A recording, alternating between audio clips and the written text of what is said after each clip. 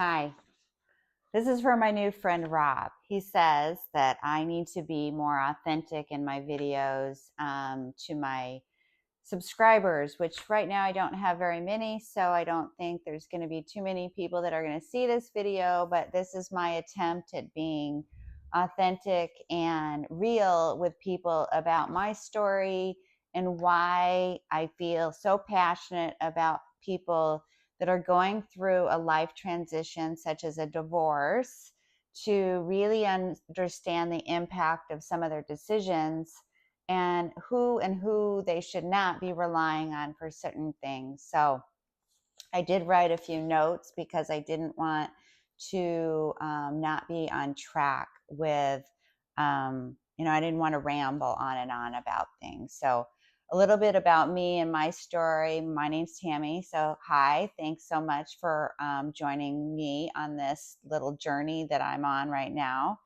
My story briefly is that I went through a divorce 10 years ago. And what I have found during my divorce and what I learned is that I made some big decisions and some wrong decisions. And so I'm really trying to help people understand um, what I did wrong so that I could instill in them that there are opportunity for them to empower themselves, which is why I call my channel Empowered Uncoupling.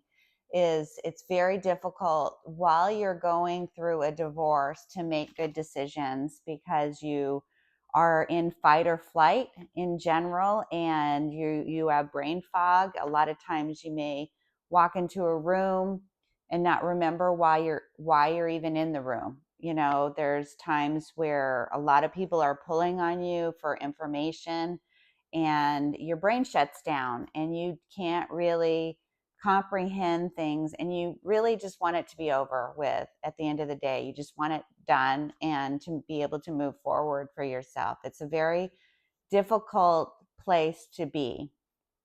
So while I was going through this, I too was trying to make decisions quickly because regardless if you're the person asking for the divorce or if somebody has filed and you're just really trying to get through it, there's a grieving process that happens. And during that grieving process, you have to go through the stages wherever you are in that. So when I went through that, I made some very rash decisions about the marital home. Now, let me back up a minute and tell you that I've been in the mortgage business and been in lending for 30 years plus, let's just call it several decades. So my journey with that was I didn't know what I didn't know because there's a very big gap that happens between mortgage lending and family law. And when I started understanding this, that really attorneys and all the divorce professionals are trying to do is help you get through the legal process of uncoupling and undividing everything that you have during your marriage. So um, I made the decision that I wanted to keep the house, and I made that decision um, the same reason everybody makes that decision, or a lot of people, and that is for stability, because it's comfortable. You can't think about perhaps moving during a time that's so unsettling.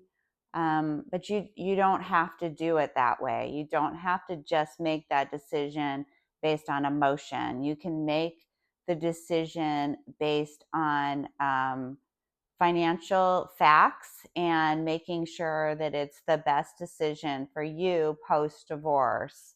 And when you start understanding what all of the pieces are, that is going to empower you to make a better and more informed decision.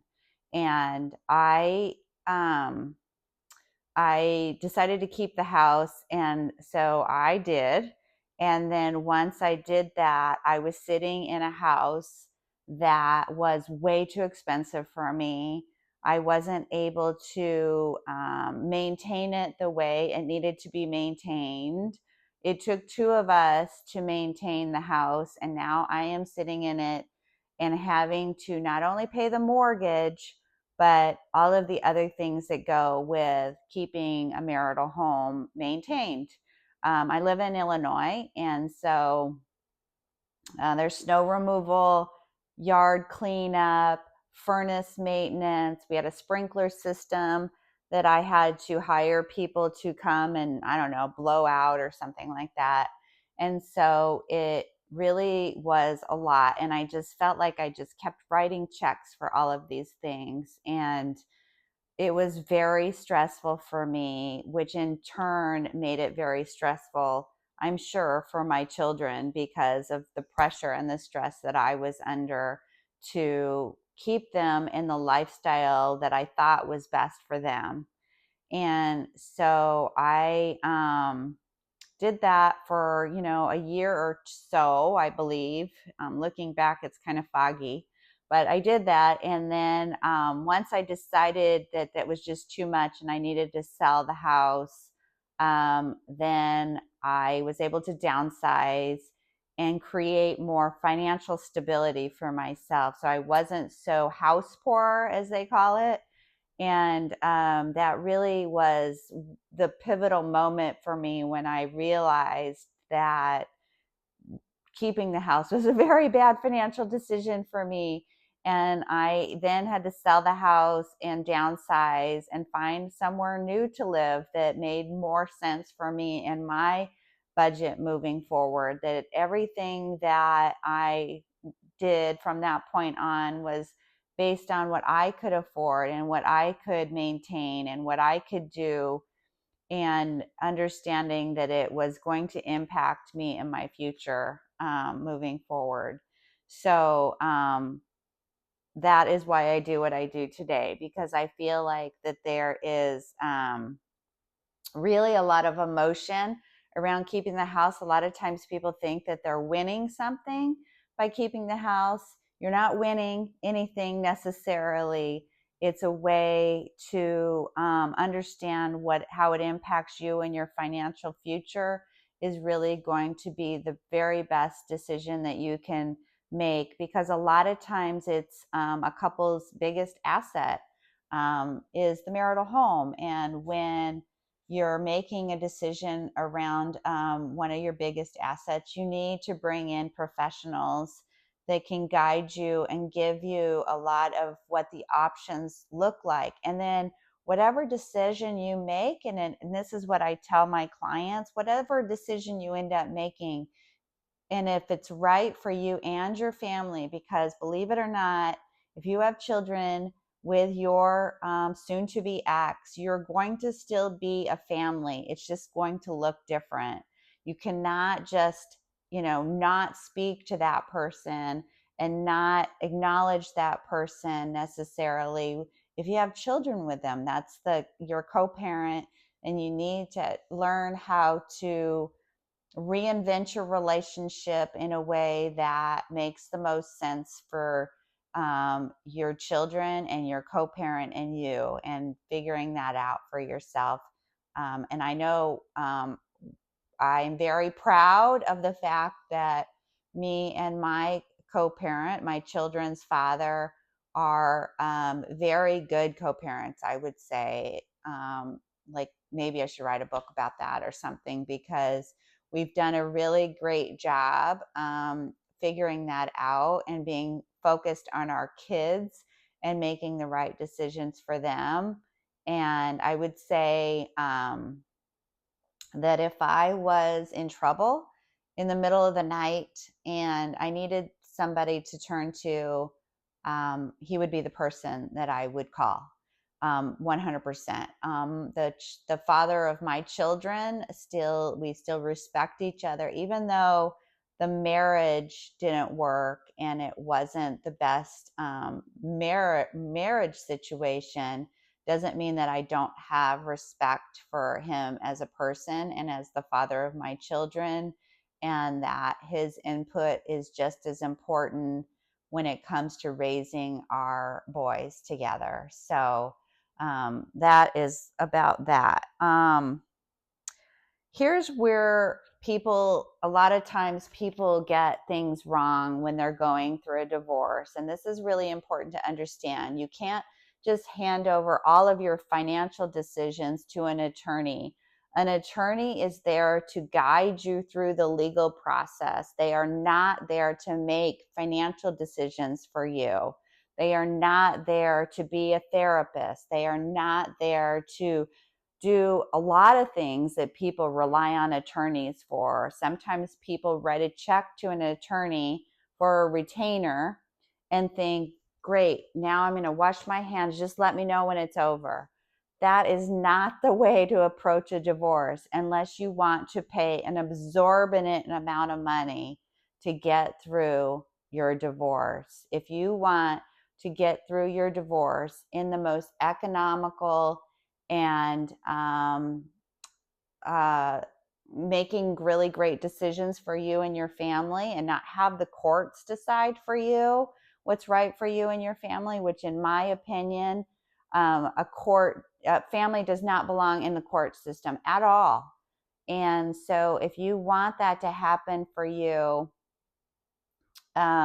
taking control. I mean, we like to say being the CEO of your own divorce, and really taking control and understanding that you are in charge of making these decisions. If you and your spouse can be reasonable people and understand where you are, and that the divorce is inevitable, but you still have to make a lot of decisions regarding the separation of your assets, your marital assets, and co-parenting, and making decisions regarding that with your co-parent will really help empower you, once again, to make decisions regarding your future. You really don't have to make all these decisions alone. There is a lot of resources out there, and it doesn't necessarily mean your attorney is the best person. There's a lot of really good people that can help you make good financial decisions, that can help you make co-parenting decisions, that can help you with your emotions and driving, not to make emotional decisions, and not to try to necessarily write things through the legal process.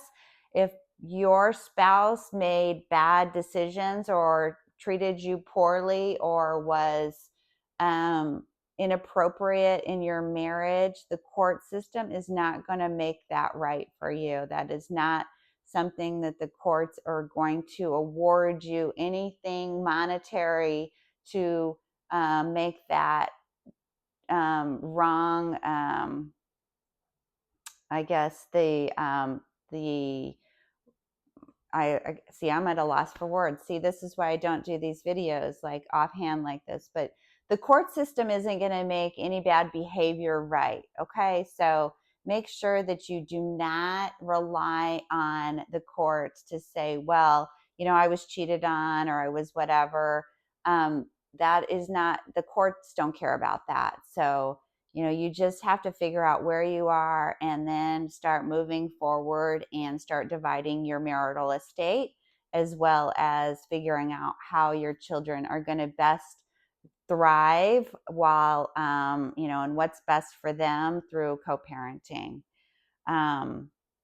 And so something that I could say that would be a really good first step is to sit down and decide the team of people that you should surround yourself with, and what makes the most sense for you in getting through this process.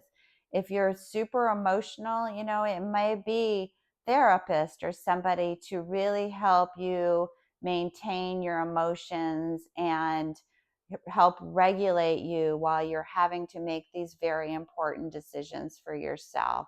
If it's, financially, there's no shame in the fact that, sometimes in a marriage, people divide and conquer. That's very common, that one person was not familiar with all of the finances in a marriage. And I see a lot of times, I've talked to thousands of divorce clients at this point, and I see a lot of shame regarding that. And, a lot of times people say to me, I should have been paid more attention. I should have this, I should have that, I should have the other thing. Well, I know from experience that in a marriage, people do divide and conquer, and they split up duties a lot of times. And sometimes one person is in charge of the finances, and the other person might be in charge of maintaining the household and making sure that the kids' schedules are done appropriately and keeping track of, children activities and that kind of thing. So coming out and understanding that now you're at a position where you have to know what your finances are, and you have to know how to divide these things and what is equitable in a divorce situation is, kind of a reset for yourself. And just because you didn't do it while you're married doesn't mean you can't learn how to do it, doesn't mean that it's going to be something that you can't surround yourself with professionals to help you make these decisions for yourself. You're not alone. So coming up with your team of people that is going to really help you move through this process in the most reasonable manner so that you can start on your road to recovery is really what I would suggest. I recently started a newsletter. I help people understanding all of these things. If you want to subscribe to my newsletter, or please subscribe to my channel, I am going to put out videos once or twice a week, hopefully. And not hopefully, I'm going to. So that please subscribe, like, share, comment. If there's something that you want me to talk about on this channel, I would be more than happy to talk about it. It's such a broad subject, the process of divorce. Most of the time, people have only been through this once, hopefully, that's it. If it's more than once, and I still feel that there's a lot of unknowns regarding the process. You cannot, every divorce, they say, is a snowflake. You cannot run out and ask your neighbor how they got divorced. That is not going to be necessarily the right process for you. Just because somebody used a certain attorney that worked for them or a certain way doesn't mean it's the right answer for you. And in this day and age, there are a lot of professionals that can help guide you. There's a lot of information. There's a lot of bad information that's on the internet and stuff. So making sure that you educate yourself and calmly move through the process in the best way that you can for you. So please subscribe to my channel, subscribe to my newsletter. I'll have the link in the notes, and I look forward to seeing you again. Thanks so much.